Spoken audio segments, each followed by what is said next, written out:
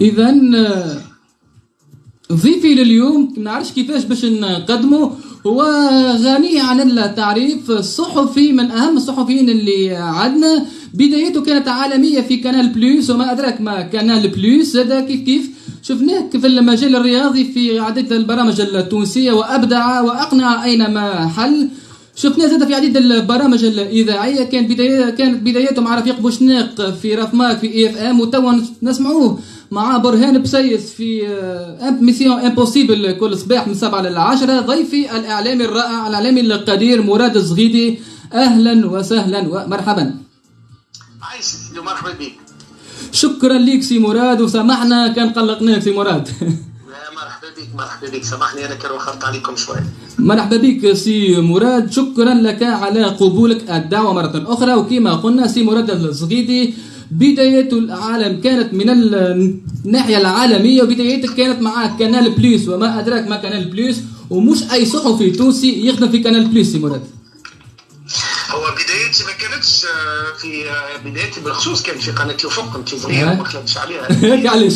عام 92، وكانت اول تجربه بتاع اول تلفزه خاصه في تونس. ما كناش نبثوا على الجمهوريه الكل، هذاك علاش فما ممكن جيل ما خلطش عليه. لكن عديت 8 سنين في قناه الافق ما بين 92 و2000 قبل ما نغادر تونس ونمشي لباريس. وكانت من احلى التجارب، تجربه خلت بصمه عند جيل كامله، كونت يعني بعض الوجوه الاعلاميه في سواء في السبور ولا غير السبور.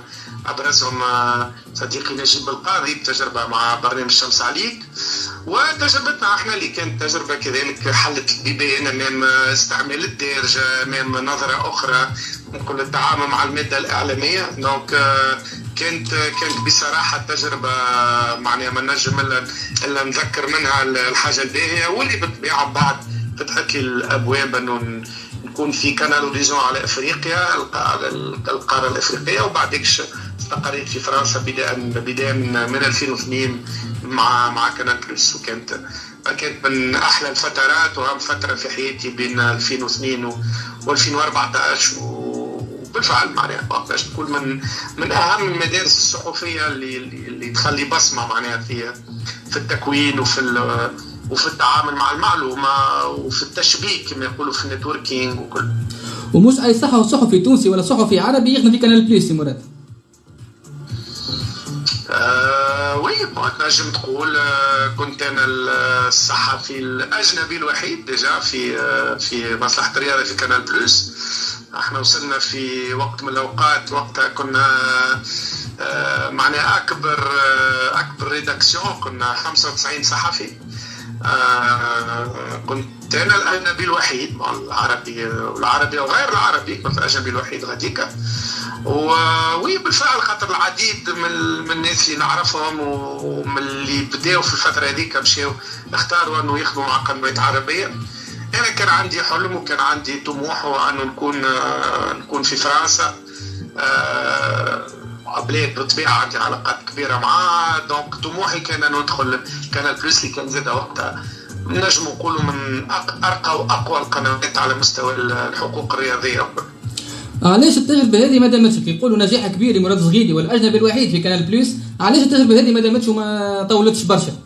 انت قلت طولت، سامحني، من 2002 2014 ما طولت. علاش 14 سنه 14 سنه سامحني. علاش ما كملتش في كانال بليس؟ حان وقت التغيير. 14 سنه وفي عندك ما عادش انسان من انه يلزم ديما تكون عندك تحديات جدد وانك تطرح لنفسك يعني كما يقولوا بالانجليزي مايلستونز، معناها مراحل هكا في حياتك. عديت عام معناها كي تلمهم الكل 14 سنه، عامين في على القاره الافريقيه و12 سنه في باريس 100%. كنت فيهم صوت الكره الايطاليه غاديكا زاد معناها في 2014 2015 صار تغييرات مهمه في كانال بلس. دخل اكسيونير جديد هو فانسون بولوري اللي توا هو صاحب القناه. ما كانش مركز برشا على الاختصاصات اللي عندي انا، معناها ايطاليا وافريقيا. وبالتالي في وقت من الأوقات حسيت أنه حان الأوان أنه ندخل في مغامرة أخرى. كذلك أنه نرجع لتونس، كان طموحي الحق من 2011 أنه نرجع بعد انتقال ديمقراطي. أنا الكرة جزء من حياتي ليست كل حياتي، والحق من 2011 والتغييرات والحرية في تونس حبيت نروح لتونس ونكون صوت ما بين الأصوات اللي تنجم التعاون وأنه نرتقي بالمشهد في تونس. كيف كملت في العديد البرامج الرياضية في تونس؟ علاش بعدت على الميدان الرياضي؟ الكرة بتاع تونس ما تشهيك باش تحلل؟ ما عندك فيه ما تحلل الكرة في تونس؟ ما تلقاش راحتك في الكرة التونسية بعد ما كنت تحلل في رقعة عالمية ترجع تحلل في البطولة التونسية سي مراد؟ لا، لأنه أنا كي رجعت من فرنسا كان ديجا في بالي أنه نبعد على التعليق الكروي، نعتبره أنه صفحة من حياتي وفات ونتعداو لحاجة أخرى. ما يغركش شكل المظهر نظر صغير، أما راهو كمان معناها عديت كي تلمهم الكل بين فرنسا وتجربتي في قناة الأفق 22 سنة في الكرة. كي روحت لتونس قلت هكا ويرسي عاد نبدل. توا أنا عندي تكوين قانوني، عندي ثقافة سياسية، جاي من عائلة متسيسة جدا، عندي اهتمام كبير بالشأن السياسي والاجتماعي والثقافي زاد الحق يقال. لو كي رحت تونس كان هذا الطموح، لكن تعرف معناها واحد مش نشكى ولكن اسمه قاعد مربوط بالسبور، فبالتالي جات تجارب مع التاسعة، مع الحد رياضي، مع رازي، عودنا تجربة أخرى مع الحوار، شوية مع التاسعة رجعنا في 2022. لكن على العموم حبيت أنه نكسر الصورة ونعمل صفحة جديدة في حياتي يكون فيها محلل سياسي اجتماعي. عندي برامج أخرى الحق معناها باش نقول لك سبور شبعت منه، علقت في أكبر الميادين الكروية في إيطاليا وفي أوروبا. كانت لي الفرصة أنه نحاور نجوم كبيرة. شنو مازلت باش نستنى الكرة في تونس، علقت عليها مدة 10 سنين وحتى أكثر. دونك كاو الفوا اللي يقول لك كاس العالم 2018 كاس افريقيا 2019 قلت نكسر الصورة النمطية وندخل في دومين آخر. بصراحة المناخ الرياضي الحالي في تونس يشجع باش نعملوا برامج. وهل تستحق الرياضة التونسية تو ماتشات تستحق باش نحلوا 4-4-3 و4-4-2 وتستحق الكرة التونسية تو باش نحلوا؟ هو شوف المناخ العام تبدل معناها، ولات في برشا فوضى برشا عنف. انا ما نتعاملش مع المسألة الرياضية كملاحظ ان كان ندخل في مشروع معناها نعتبر انه القناة اللي باش نخدم فيها لازم هي تشتري تقتني حقوق البث، انه احنا بدنا نساهموا على تلميع الصورة، انه نعملوا ماركتينج للكرة التونسية وكل. دونك في الاطار هذاك كانت لي تجربه، عملت موسم كامل كمسؤول رياضه في 2015 2016 في قناه التاسعه، شرينا حقوق البث. دونك كنت مطلع على كيفيه استغلال الماده الكرويه، وبالحق معناها الظروف العامه الصعيبه ما فماش تقدير كبير للقنوات اللي تشتري حقوق البث. فماش برمجه، فماش تهيئه عمليه، الامن يحب يتحكم في كل شيء. دونك نعرف الكواليس، وبالفعل جاني وقت اللي قلت يزي توا خلي يتعدى الحاجه اخرى، انا بيدي معناها بعدت عليها بشويه الكره التونسيه. وتبقى من اهم زاد الصحفيين الرياضيين اللي انا نحترمهم سي مراد. بس سي مراد الزغيدي كيف الاشعاع نتاعك زاد انطلق في برنامج رافماك مع رفيق بوشناق في اذاعه EFM. وبصراحه انا كنت واحد من الناس من عشاق رافماك، وخاصه وقت يكون موجود مراد الزغيدي. وبصراحه ثقافه، كي نقولوا مراد الزغيدي نقولوا ثقافه، نقولوا علم، نقولوا تمكن، نقولوا صراحه، نقولوا جرأه. ربي يخليك. شنو رايك في التجربه هذه، تجربه الرافماك؟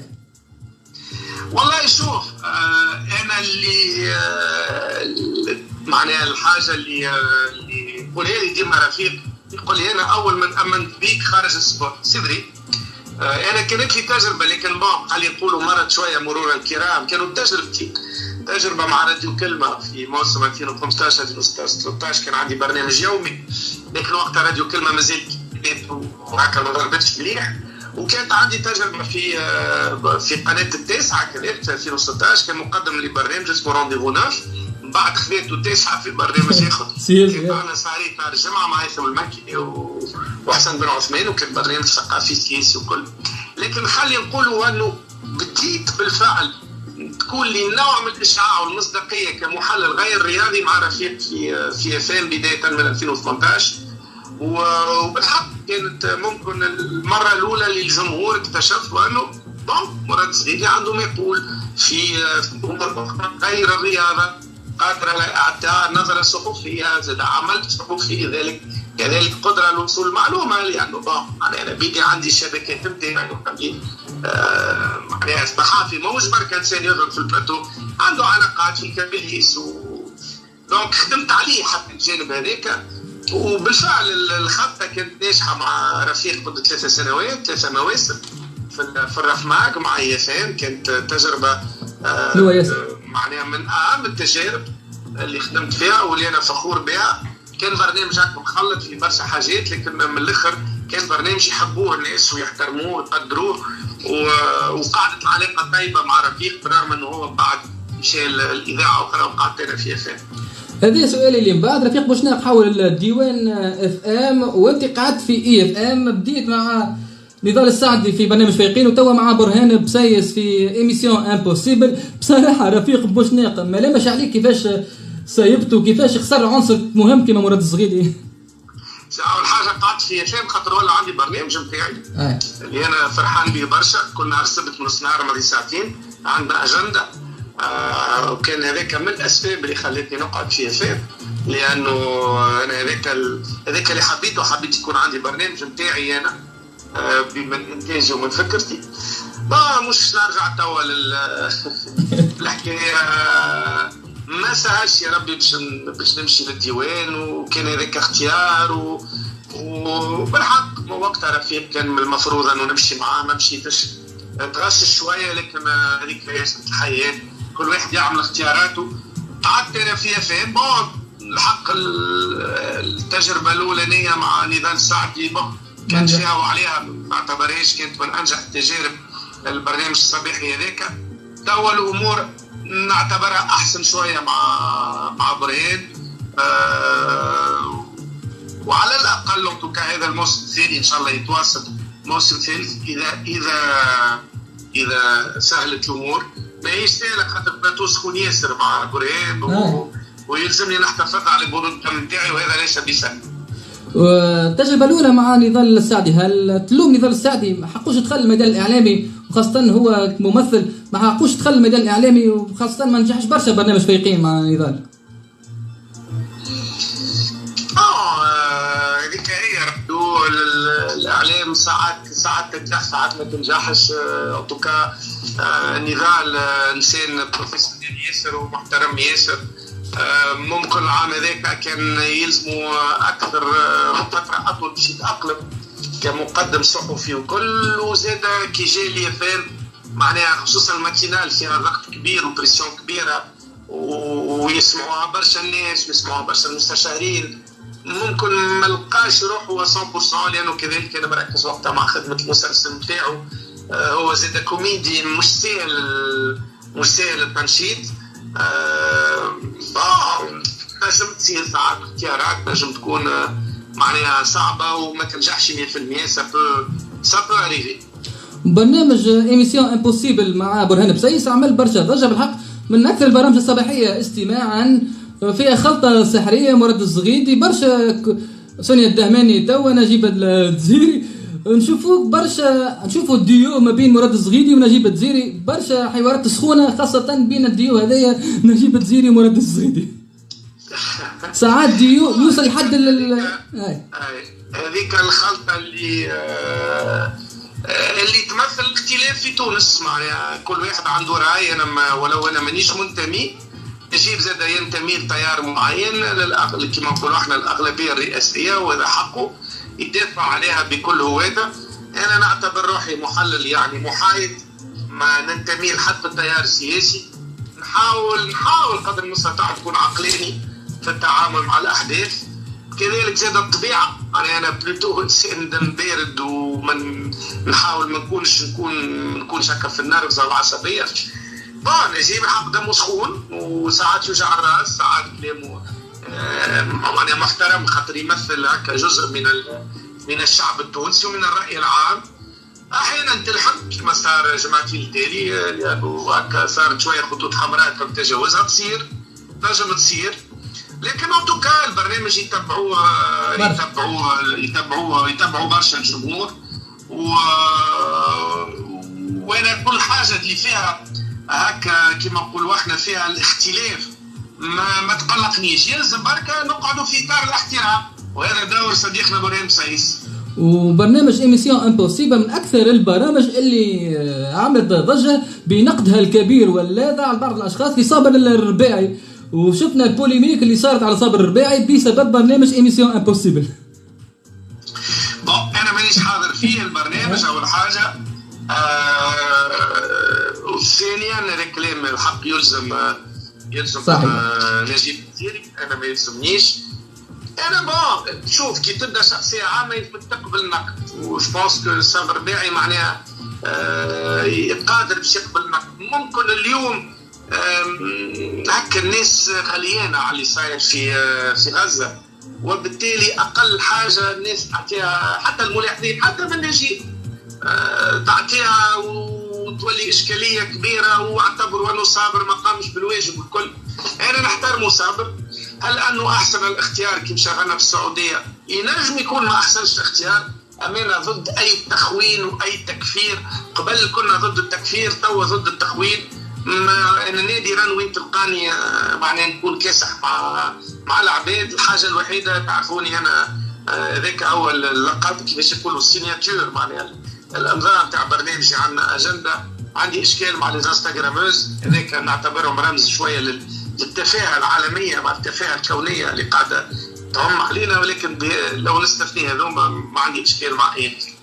باش نرجع للبرنامج اللي حكيت عليه انت الساعه، بصراحه برنامج رونديفو 9 على 9 تفرجت فيه، ومن اكبر نجاح يعتبر ناجح برنامج رونديفو 9، وبرشا حلقات نجحت في رونديفو 9. نتذكر اهم الحلقات زاد حلقه تذكرها مليح، الحلقه ليلى الشابي والعنقور من اقوى حلقات رونديفو 9. علاش ما تمش التمديد في رونديفو 9؟ علاش فيش تقص برنامج رونديفو 9؟ هل بسبب المشاكل هذه؟ هل بسبب لا شوف خليني نقول لك حاجه. شوف انت تعتبروا انجح حلقه، انا هذيك كانت افشل حلقه، لانه رونديفو 9 عمرها ما تبنيت على البوز من النوع هذاك جميع. عملنا 19 حلقه، كانت هذيك الحلقه الوحيده اللي صارت فيها عركه. بالعكس معناها جبنا ناس من مستوى راقي، عرفنا بناس ما كان يعرفهم حد وقتها. نذكر محمد علي كمون، نذكر صبري مصباح، نذكر لبنى نعمان. معناها جبنا عبيد من مستوى رفيع جدا. للاسف ساعات نغلطوا في الضيف ونجيبوا معناها خلي نقولوا ناس تافهين كيما العنقور هذاك. بالعكس هو الاداره التاسعه كانت تحبنا نمشيو في البوز هذاك، احنا اللي كنا ضد. للاسف زاد معز معناها بالغربيه اللي كان وقتها مدير قناه التاسعه ما عطانيش فرصه باش نعملوا سيزون ثانيه، لانه رونديفو 9 راهو عمل فيفري 2016 جوان 2016، معناها عملنا من 4 شهور كاملين، 4 شهور وشوي عملنا بالضبط. وبالتالي ما خديناش فرصه باش الجمهور يعرفنا، خساره دوماج، لكن كنا نجموا نعملوا حاجه راقيه. انا بعد جتني تجارب اخرى نعتبرها راقيه كيف كيما هذه اخرتها مع برهان، كيما تحت السور في التاسعه. للاسف البرامج هذه ما تلقاش ديما جمهور للاسف، معناها مالوريزمون. شوفوك في تجربه جديده تلفزيونيه، تجربه الراتماج بليس على الحوار التونسي. هل هو الراتماج بليس بصراحه عجب برشا الناس ويلقى في محبه بتاع الناس؟ هل الراتماج بليس اقطع مع الرداءه ومع السلبيه في البرامج التونسيه؟ نعتبر انه صحيح راتماج لقينا خلطه ما بين كما نقولوا احنا يقولوا ديفيرتيسمون، معناها ما بين الترفيه على الناس وفي نفس الوقت انه يكون ترفيه من مستوى معين، وفي كذلك الاخبار، يعني انه نتعاملوا مع المعلومه مع الاخبار، انه نفيدوا الناس، انه تكون نقاشات من مستوى معين، من مستوى راقي اذا صح التعبير، بروحها خفيفه. هي هذه اصعب خلطه. كما قلت لك فما برامج اخرى، انا راهو البرامج اللي خدمتها الكل قطعت مع رداء. هذه اخرتها وتحت السور، وبرغم اللي تحت السور كانت ممتازه. كما قلت لك انا حتى اذاعيا معناها عندنا أجندة هذا الموسم الثالث كذلك نعتبره من بكل تواضع معناها من البرامج الإذاعية المحترمة اللي عنده جمهوره. يقولوا عليه برنامج نخبة وأنا ما يهمنيش، وفي إذاعة يفهم معناها عندي فيا ثقة باش نكملوا وفكرتي هو وبالحق فما نوع من الفرحة والنخوة. وحتى بالنسبة لرسمة بلوس في قناة اللي عندها في العادة ديما اختيارات شوية تجارية معناها قبلت وانه يكون عندنا كونتوني من هذا القبيل. رايك في البرامج نعمل السؤال الاخير ويكون هذا السؤال الاخير صديقي. باهي سي مراد، كيف اخر سؤال باش يكون في القضيه الفلسطينيه، رايك في اللي يجري في فلسطين واللي يجري في حماس على اي مستوى؟ هذا السؤال لازم نجاوبك فيه على نقعد ساعه. نعم حتى تدقيق هذا معناه. باهي التدقيق، شنو رايك في سكوت وصمت الدول العربيه وخاصه في القمه العربيه الاخيره ما خرجنا بحتى قرار، وكالعاده صمت الدول العربيه تجاه القضيه الفلسطينيه؟ يظهر لي بعد الهجمه الاسرائيليه على غزه على الاقل فما حاجه باش تصلح لنا، مش هجمه لا محاله هي مجزره. فما حاجه انه ننتهي نهائيا من الوهم العربي. ليس هناك وطن عربي، وليس هناك حكومات عربية، وليس هناك رأي عربي. المسار اللي مشيت فيه عدد كبير من البلدان العربية لإرساء علاقات دبلوماسية مع إسرائيل أو ما يسمى بالتطبيع هو مسار في الواقع لا رجعة فيه بالنسبة للحكومات إلى أن يأتي ما يقال بذلك، إلا إذا كان تغيرت حكومات هذه سواء في الخليج أو في مصر أو في المغرب. وبالتالي فأنه اليوم الضغط الوحيد اللي نجم يعاون الفلسطينيين مش باش يجي من البلدان المجاورة، باش يجي من الرأي العام الغربي القادر أو لا على تغيير التوجهات الحكومية متاع البلدان الكبرى كما انجلترا كما أمريكا كما فرنسا، واللي هي الراعية للسياسة الصهيونية في الشرق الأوسط. اللي هذا أملنا الوحيد. احنا بالنسبة للبقية شوف العرب راهو تاريخيا هما أكثر من ضروا الفلسطينيين. الناس تنسى، انتم صغار وما تعرفوش تاريخ. راهو عام 70 في أيلول الأسود صارت مجزرة تاع فلسطينيين قام بها الدولة الأردنية 120,000. راهو في 76 تل الزعتر النظام السوري بتاع حافظ الأسد جزر الفلسطينيين. راهو في 82 صبر وشتيلة اللي قتل الفلسطينيين بالتعاون مع إسرائيل كانت ميليشيات لبنانية. معناها للأسف فلسطين ما تنجم تعمل إلا على الفلسطينيين أنفسهم وعلى الرأي العام العالمي المتكون من الأصوات الحرة، من الأصوات اللي تمن بالقضايا العادلة. شفت الأصوات معناها التقدمية العلمانية اليسارية في العالم أجمع تحركت كما الحكومة الإسبانية كما الحكومة البوليفية كما الحكومة الشيلية كما الحكومة الكولومبية. هذا هو الصحيح اللي نجم يقلب موازين القوى في الشرق الأوسط. شكرا لك سي مراد، فرحانين برشا انك كنت متواجده معنا. ربي يخليك. عايشك سي مراد، شكرا لك. كلمة الختام وبسرعة.